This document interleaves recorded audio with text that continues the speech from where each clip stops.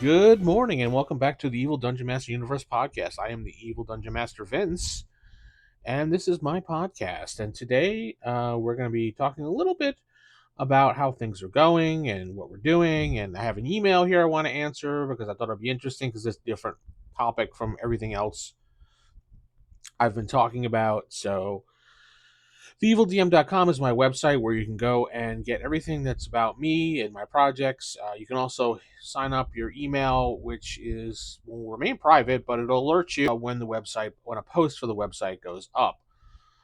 I've noticed that a couple people have signed up recently, so I appreciate that and are following along.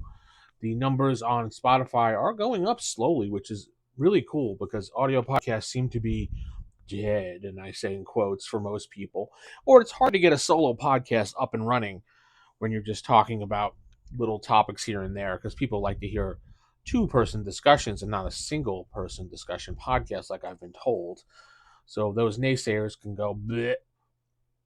Anyway, ask the DM at theevildm.com is my email address, and I have an email today from Elena, and she wants to say, Dear Vince, I have been a listener of your podcast since I discovered it a couple weeks ago and been binging through all the episodes.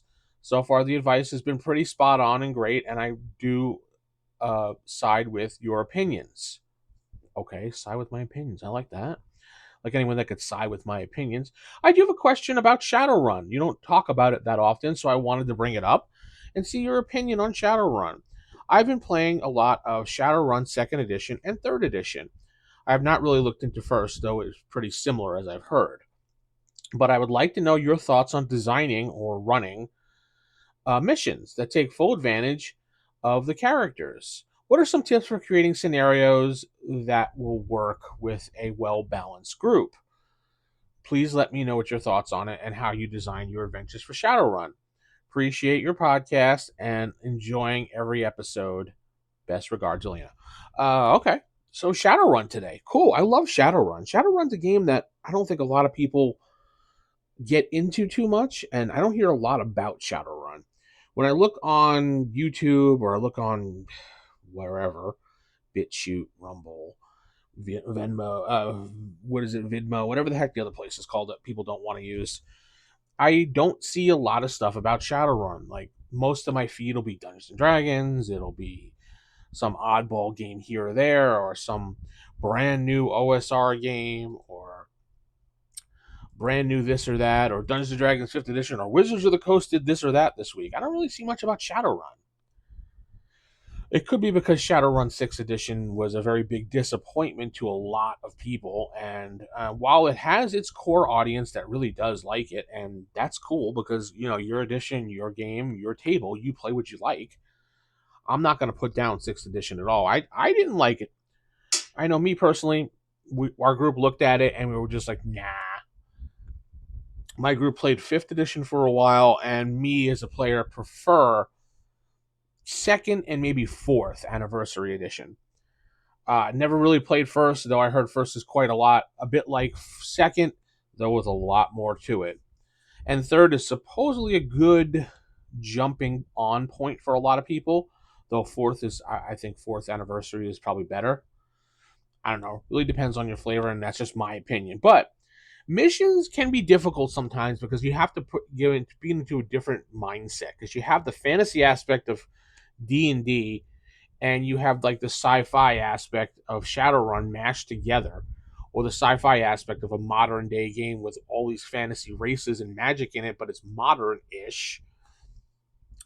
And you have to think of what you can do and put your players through for their characters. A lot of times missions will devolve into very simple things like smash and grabs or break into here and do that. I like to run a lot of missions when I design them to be an anonymous Mr. Johnson obviously wants them to go here or there and get this information from these type of computers and hand it back in. Now sometimes they will find out that the information may not be legit. They may have to steal something and have maybe a moral dilemma when it comes to getting that information. Do they really want to steal the information that's going to this? So, for example, this one mission that I had come up with was I had the players break into this new agency that found a cure for, and I made up some disease that was going rampant around the city. They found some cure, some research that was leading to the cure for this disease.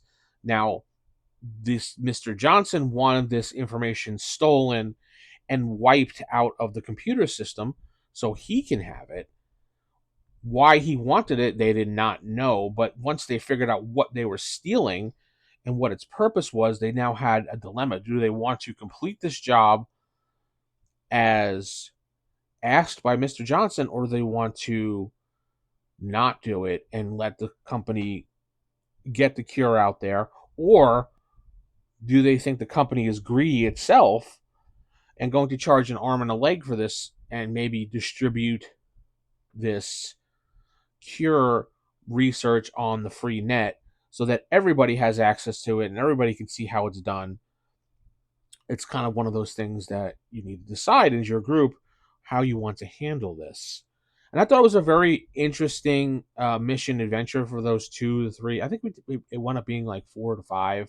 It lasted before we switched to the new thing, but the group really didn't know what to do as far as should we steal it or not. And they wound up stealing it from the company, deleting it from their computer system because they knew the company was corrupt itself and was known for price gouging on various medications and everything. But they didn't trust Mr. Johnson as well because it was kind of their first time dealing with him. And they figured that there was a couple people looking to get a hold of this formula, and they suspected that Mr. Johnson was working for one of them. So, and these people that they did the research on weren't up and up quality people as well, and they figured they would put it on the black market and sell it to the highest bidder, and then they would probably do this or that, whatever. But they decided to take it and instead of distributing on the free net, they actually brought it to the local clinics. I decided in the campaign there was a string of local clinics run by a doctor that was trying to help the public for this disease. He was doing it volunteer basis, free of charge. He would take donations and stuff like that. So this doctor was their go-to doctor when it came to stuff that they were doing because they really didn't have any real identities.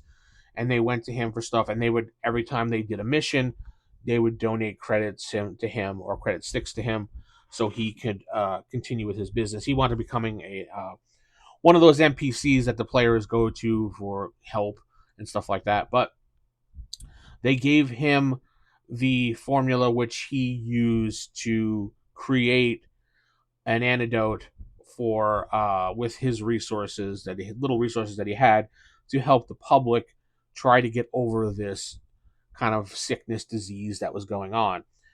And the players felt they did the right thing, and I think that was the right thing to do as well. I mean, they could have just sold out and given it to the highest bidder and been done with that and moved on.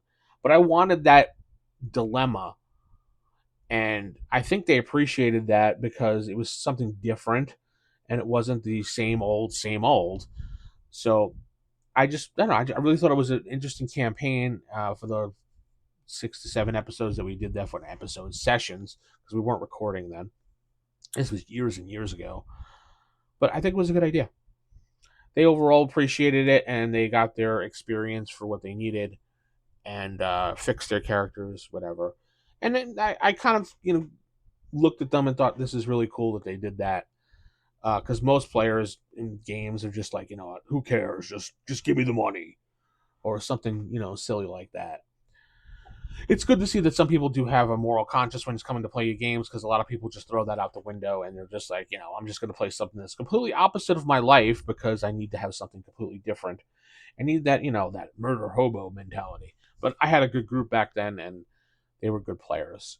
So that's just an idea. When you want to design missions, think of like old TV shows like the A Team or Mission Impossible, where people will come to this group and ask them to do certain things. And with the A Team, every week was a different mission. How they had to go do something to prove something was wrong or fix a situation. A lot of the 80s and 90s TV shows were kind of like that in a sense. Think of investigative shows when you go here, you get to get the information. That's what a lot of my Shadowrun missions were just investigation. There was obviously combat in there involved because sometimes they run into the bad guys protecting something or security they had to run away from. So it's not like it was just a boring investigation game. No, there was action in the game. So you have to remember that with the investigation, you're going to have some action as well. So always designed to have both ends of the field so that everybody in your group is kind of happy. Because if you just do investigations, then you get to get those people in the group that just, we didn't even roll a single die the whole episode, the whole time. It's like you don't always need to roll dice. Sometimes you need to role play, and it's fun. But there are people that don't like to role play, so always include just a little bit of combat. And then don't go too heavy on the combat because then you get the role players go, it was okay. It was just a lot of combat and it was kind of boring, but we got through it. You don't want to ever hear that as a game master. So always think of both sides, do combat and do investigation. Try to do it a 50-50 mash. Sometimes it turns out to be heavy on one side, light on the other. Do what you need to do for your group. Your group likes all run and gun, then make it so that their missions are they have to sneak into a building or they have to go into the building and brute force get the information they need. Or if they like investigations only, then good. Just doing a sneaky little investigate this and that, get the information, sneak in, sneak out, done. And then decide what you want to do. But that's how I would definitely do my Shadowrun missions and how I design them up.